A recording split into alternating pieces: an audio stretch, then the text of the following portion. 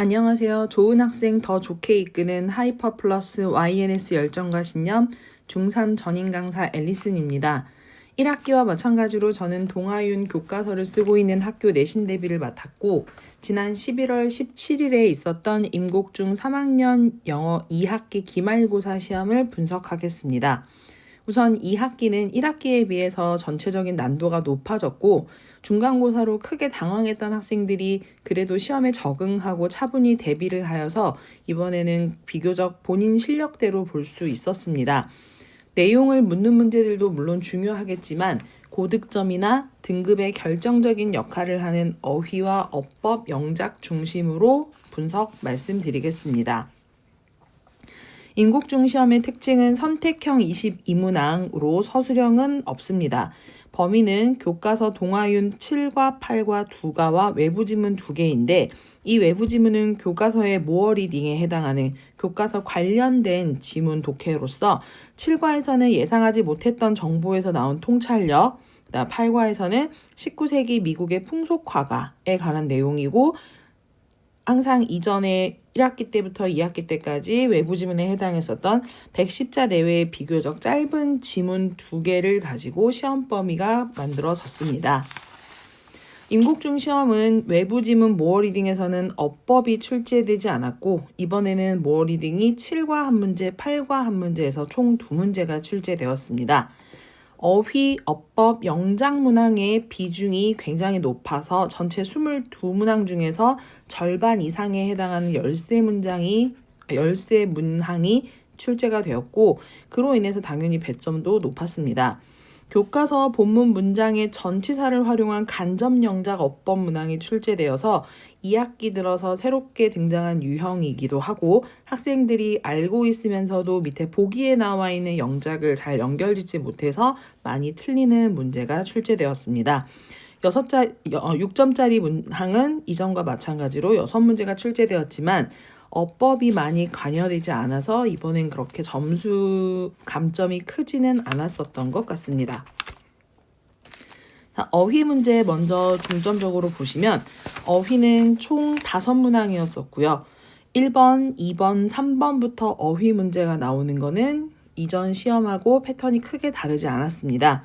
빈칸에 공통으로 들어갈 단어로 가장 적절한 것은 이라고 해서 3점짜리 2번 빈칸에 들어갈 단어로 적절하지 않은 것은 해서 5개의 문장을 주고 거기에 맞지 않은 단어 골라내는 거 역시 3점짜리 문제였었고 3번에서는 문장 속에 밑줄 친 단어의 영영풀이가 옳은 것에 개수를 물어보는 문제였었고 여기서는 이미 이 프린트라든지 학교에서 공부했었던 내용의 정의를 약간 변형해서 보여줌으로써 학생들의 실수를 유도하고 있었고 그다음에 개수를 물어보는 문제에서는 항상 한 개 차이로 어법이든 어휘든 정답과 오답이 갈리는 경우가 많았습니다.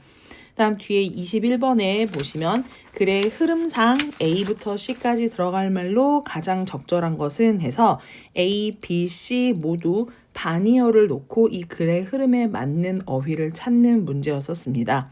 5점짜리 문제였어요. 그래서 전체 어휘 5문항의 배점은 총 20점에 해당했습니다. 이러한 어휘 영영풀이 5분의 1 정도를 차지하는 문항을 대비하기 위해서는 당연히 영영풀이에 대한 기본적인 정의와 품사, 그다음에 요거에 관한 테스트가 있어야 되겠고요. 영영풀이 학습지를 반복 암기 테스트하면서 저희 학원에서 가지고 있는 교사용 자료를 활용해서 요 지문 안에 해당하는 어휘 문제 풀이까지 하다 보면 전체적으로 시험 난이도와 유사하게 공부를 할 수 있습니다. 다음 학생들이 가장 어려워하는 어법과 영작의 출제 부분인데 어법은 총 4문제, 영작은 1문제 해서 총 5문제가 출제되었지만 배점이 어휘에 비해서 4점이 더 높습니다.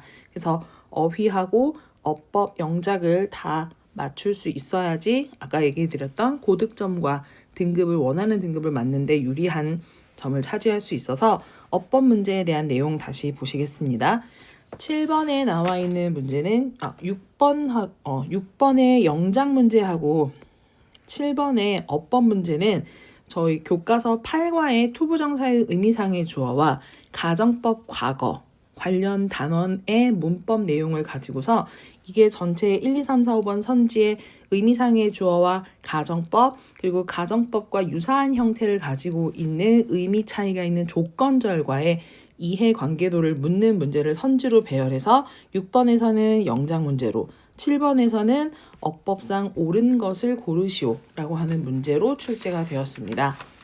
10번에서는 7과의 메인 문법이었었던 접속사 as에 주어진 문장 밑줄을 긋고 1, 2, 3, 4, 5번 선지에서 같은 쓰임을 가지고 있는 것 이것은 7과의 주된 어법이기도 했었고 이미 학교 교재나 프린트나 학원 교재를 통해서 여러 번 반복했었기 때문에 크게 어렵지 않게 풀 수 있었습니다. 11번 문제가 가장 핵심이 되었을 텐데 지난 중간고사 때부터 학생들이 가장 힘들어하고 많이 틀리는 유형이었습니다.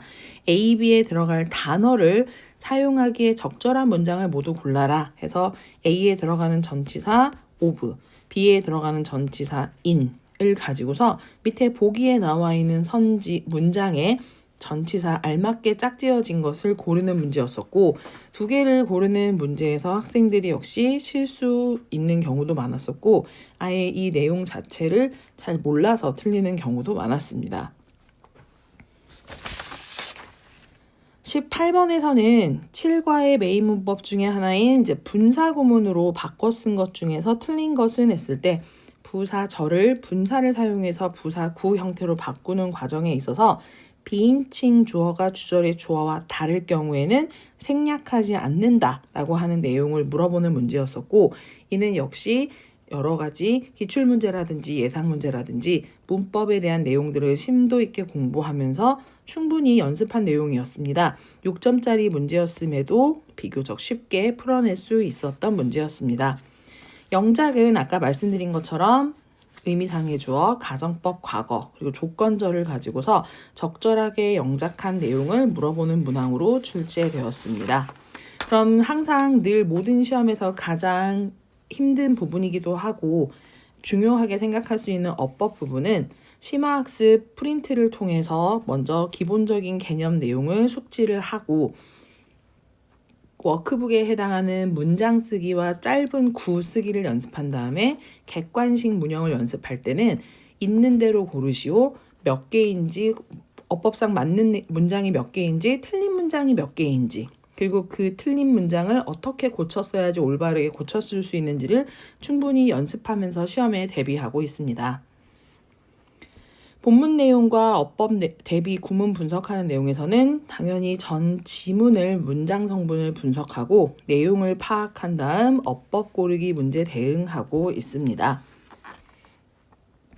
학교별로 다른 외부 지문을 대비하는 데 있어서는 구문 분석 당연히 내용 정리하며 앞으로 그 기출문제나 예상문제를 통해서 어떠한 방식으로 출제될지 예상문제 같이 풀어보고 밴드를 이용해서 복습을 할 수 있도록 그래서 그 3주차 때 저희가 부교재 2, 3주차 때부터 부교재 연습을 할 때 한 번 더 보고 시험에 임박해서 직전 대비하기 전에 세미파이널을 할 때도 밴드를 통해서 반복 복습을 합니다. 그리고 난 다음 예상문제 풀이를 하다 보면 어렵지 않은 외부 지문에 대해서는 충분한 커버가 가능하다라고 생각합니다.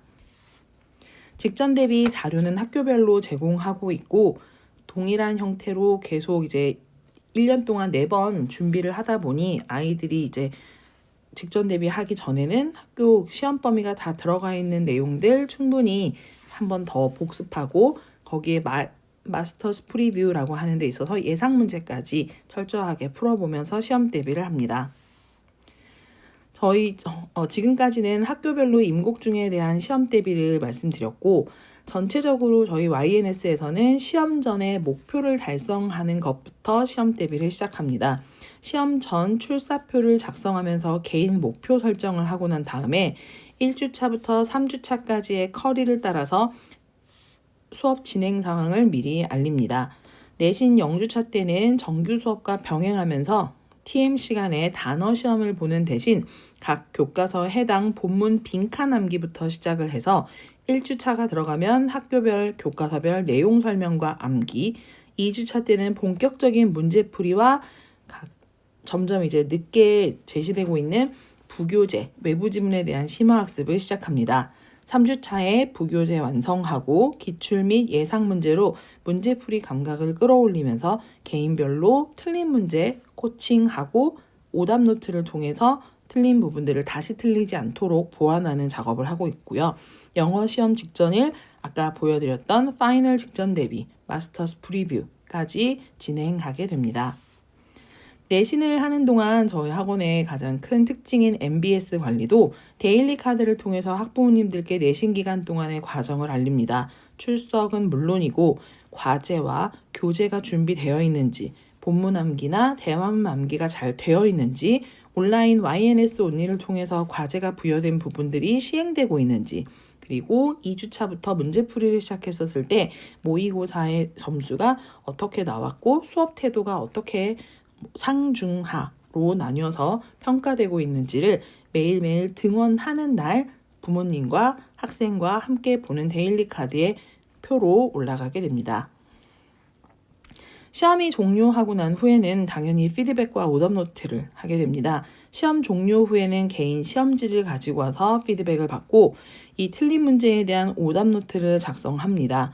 내신 마무리에 대한 평가를 하고 간혹 내신 타임머신이라든지 아니면 이제 앞으로 진학하는 고교에 대한 설명회를 진행하기도 합니다.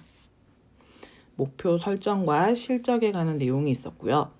그래서 이러한 과정을 통해서 이제 다음 돌아오는 임곡중상 시험 대비는 어떻게 준비를 해야 될 것 같은지 말씀드리겠습니다. 당연히 교과서 비중이 높은 학교이기 때문에 교과서와 그다음에 학교 프린트, 학습지, 그다음에 모어 리딩에 해당하는 외부 지문 등 시험 범위의 내용을 당연히 꼼꼼하게 학습을 하고 영영 어휘 암기 필수와 이제는 변형에 대비를 해야 합니다. 1, 2학년 같은 경우에는 지금 3학년보다 시험의 난도가 점점 더 올라가고 있는 상황이기 때문에 앞으로 본문 변형과 영영풀이의 암기 등 변형은 많이 출제될 것으로 예상됩니다. 모든 학교가 그러한 경향을 보이고 있지만 어법 학습에 있어서 심화된 부분, 그래서 가정법에 나와 있는 if 어렵다고 열심히 공부하고 이해해서 끝나는 게 아니라 조건절과 비교가 어떻게 되는지, 그리고 시제에 따라서도 더 확장된 문법이 나올 수 있으니 심화하는 학습 반드시 필요하고, 이를 가지고서 또 문장을 쓸 수 있는 영작 대비 해야 되겠습니다. 그리고 지난 시험부터 계속 강조드리는 전치사를 활용한 간접 영작 어법 대비 반드시 해야 될 것 같습니다. 그리고 아까 영영풀이 얘기할 때 잠시 말씀드렸지만 본문도 변형될 수 있다라는 거에 대해서 동일한 내용을 다양한 표현으로 해볼 수 있게, 그래서 유의어, 반의어를 통해서 문장을 재구성할 수 있는 학습까지 충분히 연습이 되어야지 임곡중 3학년 시험 대비도 완벽하게 준비할 수 있을 것 같습니다.